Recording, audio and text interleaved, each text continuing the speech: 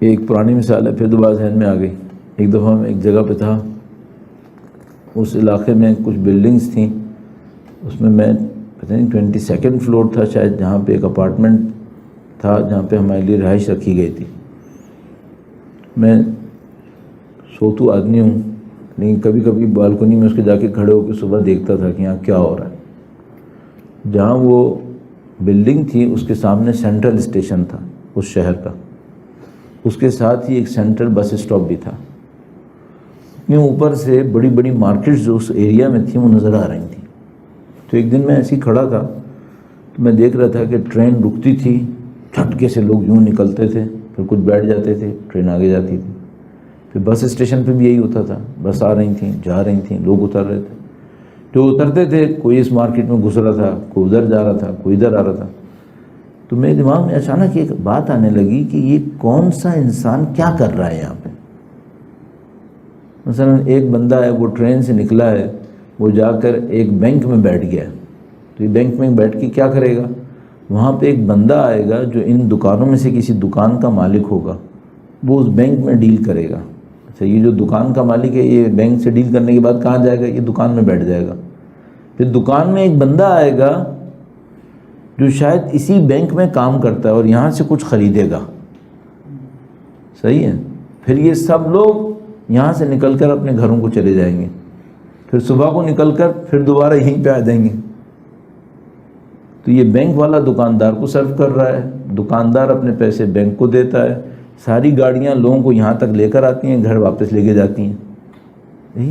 تو میں نے سوچا یہ زندہ کیوں ہے؟ پھر کس کام کے لیے زندہ ہے؟ یہ ایک دوسرے کو سرو کرنے کے لیے زندہ ہے؟ تو زندگی کا اصل مقصد کیا ہے پھر؟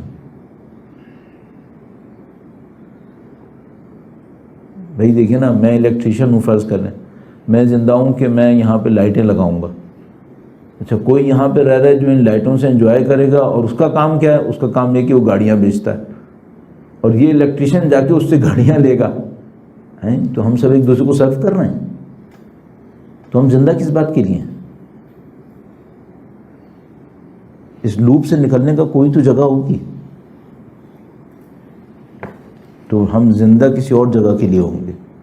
اگر ہم یہیں کے لیے زندہ ہوں نا تو زندگی میننگ لیس ہے۔ اگر ہم یہیں کے لیے زندہ ہوں تو زندگی میں میننگز نہیں ہے۔ پھر اس خاطر خودکشی بڑھ جاتی ہے اگر لوگوں کے سامنے آگے کچھ نہ ہو۔ آخری بات، پھر اور آ جاتے ہیں کمائی کے اوپر۔ ممکن ہے کوئی میں سننے والا ہوں سوچ رہا ہوں، میں شروع سے انتظار کر رہا تھا تم اس ٹاپک پہ آؤ، تم نے اتنی دیر لگا دی ابھی تک نہیں آئے۔ اس دنیا میں قانون چھیننے پہ بنا ہے یا دینے پہ بنا ہے؟ جانوروں کا چھیننے پہ بنا ہے، ہم انسانوں کا دینے پہ بنا ہے۔ اگر کسی نے زندگی میں چھیننے کی ٹھانی ہے، اس کی برزخ جانوروں کے ساتھ ہے۔ لب لباب یہ ہے، اس دنیا میں انسانوں کے لیے قانون دینے پہ بنا ہے۔ جتنا دو گے زندگی آسان ہے، برزخ میں بھی انسان ہی رہو گے، اور جتنا یہاں چھینو گے زندگی سخت ہے، اور برزخ میں زندگی جانوروں کے ساتھ ہے۔ کیوں؟ تم نے جانوروں کی صفت اپنا لی ہے۔ اب ایک چھینتا ہے بغیر خون خرابہ کیے، اس کو ہم لومڑی کہتے ہیں۔ ایک چھینتا ہے چیر پھاڑ کر کے، اس کو ہم چیتا کہتے ہیں۔ ایک چھینتا ہے دوسرے کو زہر لگا کے، اس کو ہم بچھو اور سانپ کہتے ہیں۔ کیا بننا ہے آپ کے ہاتھ میں، اس کو دیکھ کے طے کرنا کامیابی مل گئی یا نہیں ملی۔ ہاں، تو اب مثال کے طور پر کوئی کہے بھائی آخرکار کیا ہوا؟ آخرکار یہ ہوا، ٹاپک کو آتے ہوئے پہلے یہ طے کر لو آپ کیا ہو، پھر یہ طے کر لو جو میں ہوں اس کی کامیابی کیا ہے۔ اگر دنیا کی بات کر رہے ہو، اس دنیا نے ساتھ نہیں جانا ہے، اس دنیا سے ایک سینس آف اچیومنٹ آپ کی ہونی چاہیے جو آپ کی کامیابی بنائے. وہ سینس آف اچیومنٹ چھیننے پہ نہیں آئے گی, وہ سینس آف اچیومنٹ صرف دینے پہ آئے گی. اسی دینے سے آپ کی زندگی بنے گی. آخری بات, کوئی یہ کہے بھائی کسی کے پلے کچھ ہوگا تو دوسرے کو دے گا نا, جب پلے میں اپنے کچھ نہیں تو دوسرے کو کیا دے گا؟ تو میں آخر میں یہ عرض کروں گا کہ بھائی میرے پاس شاید دینے کو کچھ نہ ہو, شاید میرے پاس دینے کو کچھ نہ ہو, لیکن ایک بات پوچھتا ہوں, دعا دینے کو ہے؟ دعا دے دو. ہمدردی کرنے کو ہے؟ اچھا ممکن ہے آپ کہیں کہ میری ہمدردی کرنے سے اس کے اوپر کوئی فرق نہیں پڑ رہا. اگر اس پہ فرق نہیں پڑ رہا نا تو اسے جا کے مت بولو, دور سے ہمدردی کر لو. فرق پڑ رہا ہو تو جا کے بھی بول دو. میانمار ایک ملک ہے, وہاں پہ مسلمانوں پہ بڑا ظلم ہوا کچھ سال پہلے, اور وہ جن بدبختوں نے ظلم کیا نا وہ ایک فوجی ڈکٹیٹرشپ کے نیچے آ گئے. اس وقت سب کہہ رہے تھے دیکھو ان مظلوموں کا ساتھ دے دو, مسلمانوں کا. وہ ساتھ نہیں دے رہی تھی, وہ کیا نام تھا اس کا, نوبل پرائز جس کو بلاوجہ میں دیا تھا, آن سان سوچی. اب وہ خود مصیبت میں پڑی ہوئی ہے. جب ان میانمار کے مسلمانوں کے اوپر ظلم ہو رہا تھا ہم کچھ نہیں کر سکے تھے. ہماری ڈیوٹی کیا تھی؟ کچھ نہیں کر سکتے, دل سے ہمدردی دکھاؤ, کم سے کم اتنا تو کر لو. اچھا جس کے ساتھ ہمدردی جا کر سکتے ہو پھر کیا کر لو, جا کے ہمدردی دکھاؤ. اچھا ممکن ہے کسی کے ساتھ میں ہمدردی کے 2 لفظ بول سکتا ہوں صرف, کیوں؟ اس کو کوئی ایسا غم لاحق ہوا ہے میرا پیسہ اس کا ساتھ نہیں دے سکتا, اس کو پیسے دے کے کیا کروں, مذاق ہے کیا؟ ہاں نہیں, اس کو ہمدردی کی ضرورت ہے, اس کو جا کے 2 جملے بولو. جہاں پہ جس چیز کی ضرورت ہے وہ کام کر لو, ٹھیک ہے؟ اگر میں اور آپ اپنی دنیا کے اندر یہ کر لیتے ہیں, میں گارنٹی سے کہہ رہا ہوں یہ آدمی خوش مرے گا, یہ کامیاب مرے گا. اچھا اس کی تضمین کوئی ہے؟ تضمین خود خدا ہے, تضمین خود خدا ہے. بڑا عجیب ایک وہ جملہ پہلے زمانے میں دہراتے تھے, کہتے تھے معذرت کے ساتھ میں کہہ رہا ہوں, ایک ہاتھ دے دوسرے ہاتھ لے, ایسے دو, اس ہاتھ سے دو دوسرے ہاتھ کو خبر نہ ہو, ایسے کہتے تھے نا. اگر کسی نے یہ کام کیا کہ میں نے اس ہاتھ سے دیا اور اس ہاتھ کو خبر نہیں ہوئی تو اصل میں کیا ہوگا, میں اس ہاتھ سے دے رہا ہوں گا اور دوسری طرف سے خدا مجھے دے رہا ہوں گا. یہ خدا کا قانون ہے. مولا کا فرمان, اس پہ ختم کرتا ہوں. مولا نے فرمایا جس دن تم کسی کو دینے سے ایک ہاتھ روکتے ہو اس دن بہت سارے ان ہاتھوں کو روک لیتے ہو جو تمہیں دینے کے لیے بڑھ رہے تھے. تم نے ایک ہاتھ روکا تھا نا, تم نے بہت سارے ان ہاتھوں کو روک لیا جو تمہاری طرف تمہیں دینے کے لیے بڑھ رہے تھے. ان میں دعائیں بھی تھیں, ان میں محبتیں بھی تھیں, ان میں خوشیاں بھی تھیں, سب ختم کر لیا. کیوں؟ تم نے یہاں سے دینا بند کر دیا. گھٹیا چیزیں مت دو, اچھی چیزیں دو, یہ طے کر دو. وہ قرآن کریم فرماتا ہے اس میں سے مت دو جو تمہیں اگر کوئی دیتا تو تم بھی دل کوڑ کے ہی لیتے. وہ مت دو کہ جس کو اگر کوئی تمہیں دیتا نا تو تم بھی دل کوڑا کے ہی لیتے, ہنسی خوشی نہیں لیتے.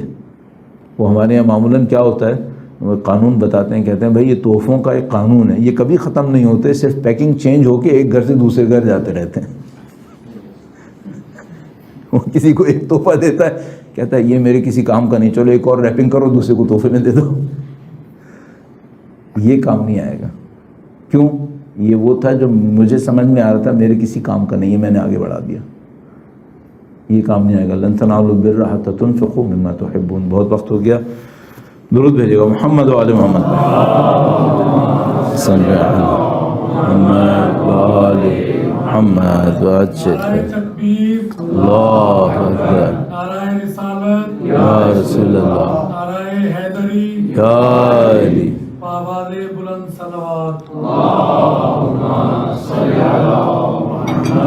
آل محمد وعجل فرج. تو آپ اور میرے لیے بہت اچھا موقع ہے ماہ مبارک رمضان کے اندر ہم اپنا ریویو کر لیں کہ اگر آج رات ہمیں اس دنیا سے جانا ہو, ہم اہل دنیا ہیں یا اہل آخرت ہیں, ہمیں کیا بننا ہے,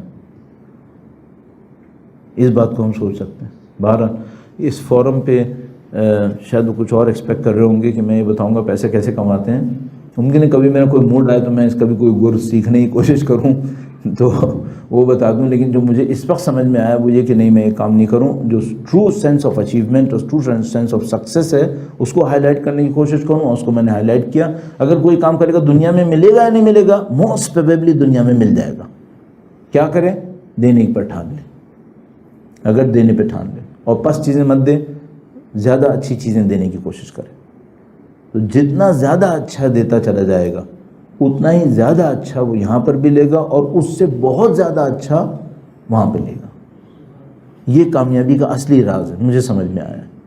اور اس راز کے پیچھے ہم جانتے ہیں کہ دنیا کے بہت سارے لوگ اس کو سمجھ بیٹھے اور دنیا کے بہت سارے لوگ نہیں سمجھیں۔ بہرحال پروردگار انشاءاللہ ہمیں توفیقات نصیب فرمائے انشاءاللہ۔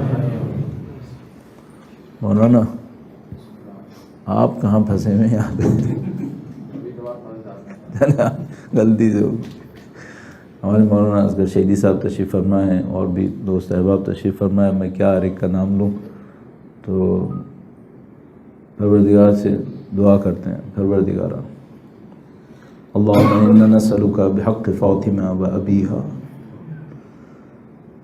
و بعلہا و بنیہا والسر المستودع فیہا۔ پروردگار تجھے واسطہ بی بی سیدہ کا، ان کے والد گرامی کا، ان کی شوہر نامدار کا، ان کی اولاد طیبہ و طاہرہ کا، اور اس راز کا جو تو نے اس عظیم الشان ہستی میں ودیعہ رکھا ہے۔ خدایا خدایا اس قلیل کو اپنی بارگاہ میں قبول فرما۔ خدایا بحق نبی اولاد نبی ہمارے مرحومین کے تمام گناہوں صغیرہ و کبیرہ کی مغفرت فرما۔ خدایا ہم تیرے ذلیل بندے ہیں، تیرے حقیر بندے ہیں۔ خدایا تجھے واسطہ نبی اولاد نبی کا ہمیں اپنی حقیقتوں کو پہچاننے کی سعادت نصیب فرما۔ اے پاک پروردگار اس دنیا اور اس دنیا کے اندر سرخروئی نصیب فرما، حقیقی کامیابیاں ہم سب کو نصیب فرما۔ اے خدایا آگ کے عذاب سے محفوظ فرما، اے خدایا ہمیں ہر قسم کے عذاب سے محفوظ فرما۔ اے خدایا تجھے واسطہ نبی اولاد نبی کا کچھ لوگ بے گناہ جیلوں کے اندر ہیں، لاپتہ ہوئے ہوئے، خدایا مولا چوتھے امام کی اسارت کا واسطہ ان مظلوموں کو آزادی اور رہائی نصیب فرما۔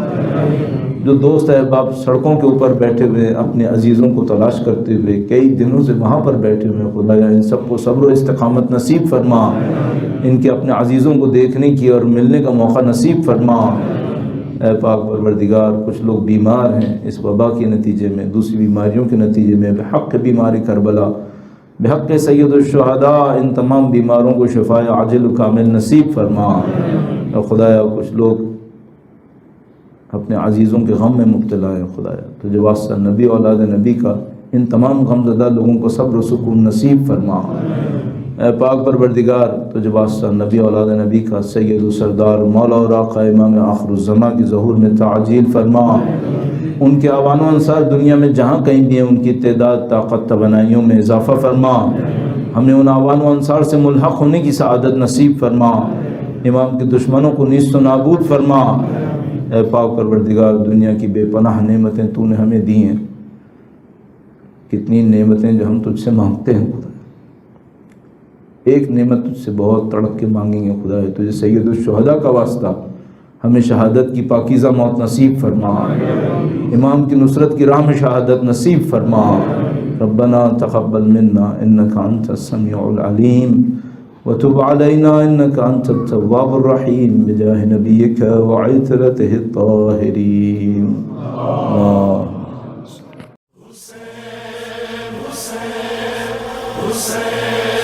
Hussein